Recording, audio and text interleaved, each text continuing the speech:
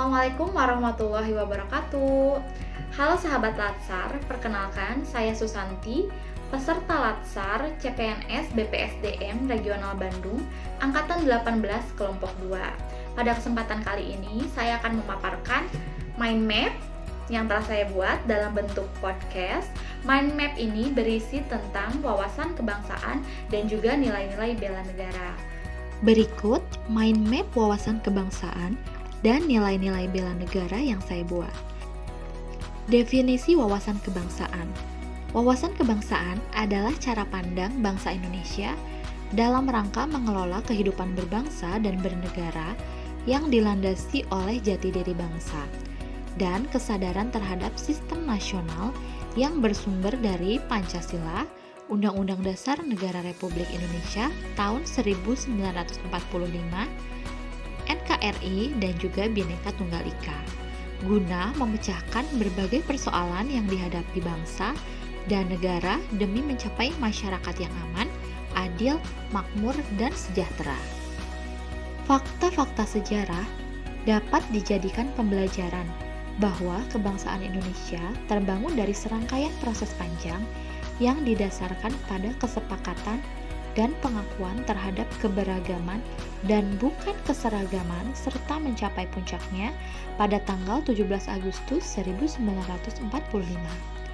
Penetapan tanggal 20 Mei sebagai Hari Kebangkitan Nasional dilatar belakangi terbentuknya Organisasi Budi Utomo di Jakarta tanggal 20 Mei 1908. Organisasi ini sesungguhnya menjadi titik awal dimulainya pergerakan nasional menuju Indonesia merdeka.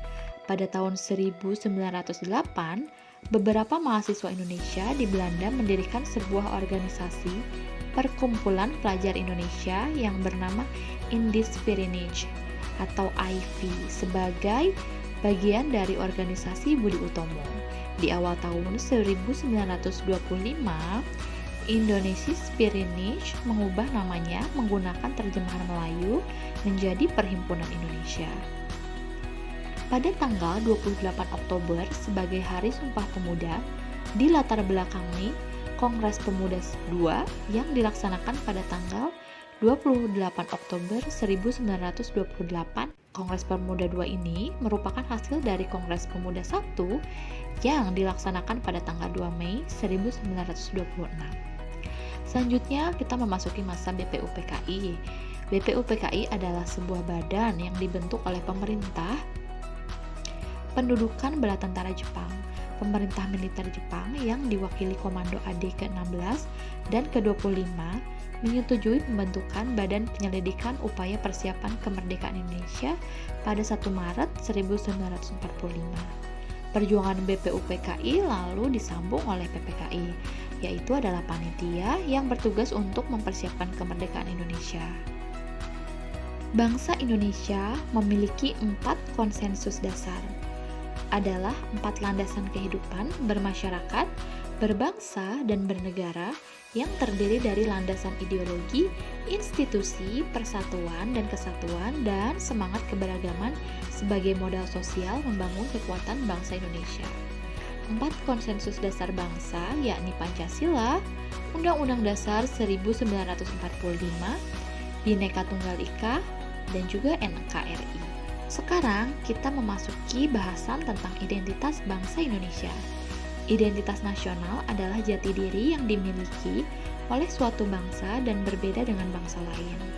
Bendera, bahasa, dan lambang negara serta lagu kebangsaan Indonesia merupakan sarana pemersatu identitas dan wujud eksistensi bangsa yang menjadi simbol kedaulatan dan kehormatan negara.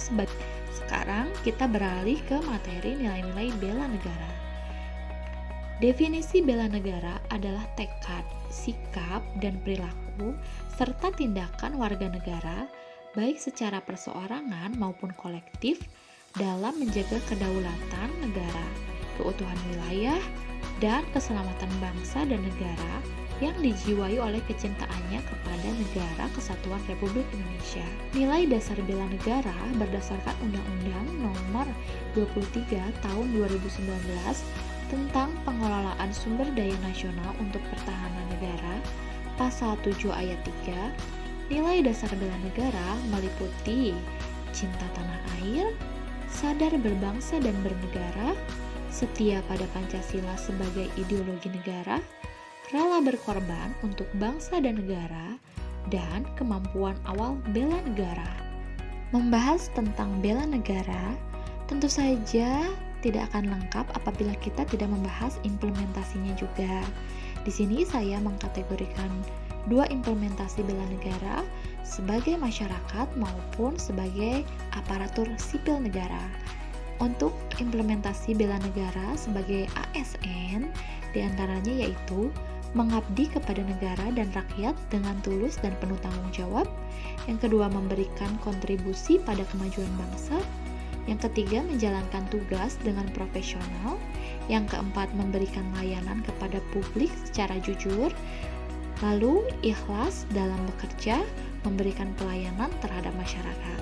Implementasi bela negara sebagai masyarakat juga bisa kita lakukan dengan hal-hal sederhana berikut, yaitu mendukung kebijakan pemerintah, membeli produk lokal ataupun UMKM, dan menjadi pelaksana kebijakan publik.